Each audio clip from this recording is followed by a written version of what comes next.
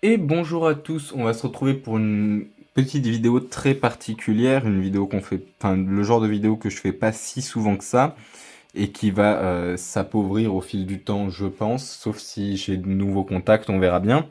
On est ici avec deux graines de poivron. Pourquoi ces graines de poivron sont intéressantes? Donc on est sur du Capsicum annum.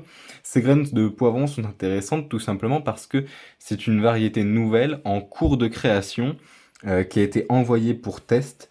Comme je vous l'ai déjà dit, j'ai des contacts chez des producteurs de semences ou même chez des producteurs directement de variétés, chez des multiplicateurs, etc. Bref, qui peuvent parfois m'avoir une ou deux graines.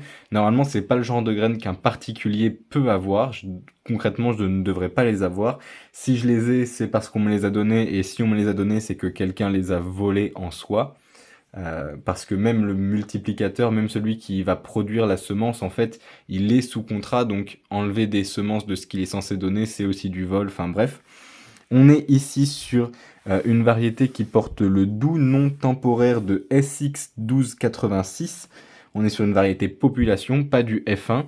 Et là où c'est intéressant, c'est que d'ici quelques mois, quelques années, je serai peut-être le seul à en posséder des graines pour la simple et bonne raison que si les tests ne donnent pas de résultats concluants, la variété va être abandonnée.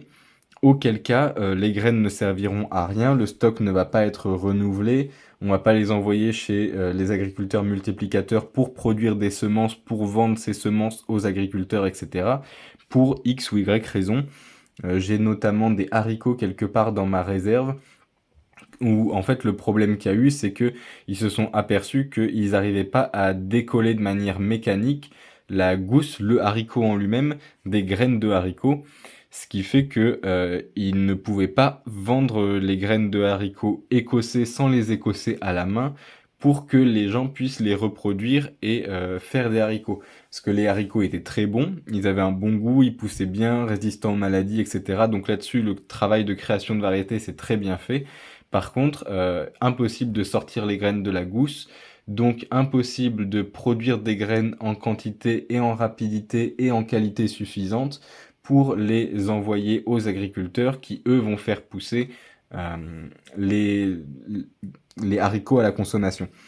Et en fait, c'est le genre de problème qui peut arriver, c'est-à-dire que si c'est une variété population et pas du F1, mais que la variété est stérile, on se retrouve vite dans une impasse, ou s'il y a une dégénérescence des feuilles qui fait que la plante n'arrive pas à fournir assez d'énergie aux fruits, il va y avoir un problème. Il y a plein de possibilités, et si cette variété n'est pas conservée, alors tout son génome, tout son matériel génétique, tous les croisements qui ont été faits ne seront pas conservés. Là, en l'occurrence, on a une petite trace, la variété SX1286 de 2024 sera conservée et sauvegardée. Alors en l'occurrence pas dans ce petit tube, hein, ce sera mis au propre dans un tube adapté avec de la mousse pour pas que les graines s'abîment, etc. Avec une conservation adéquate. Mais à l'heure actuelle, elles sont là-dedans. On a fait le tour, je vous dis merci à tous et bonne journée.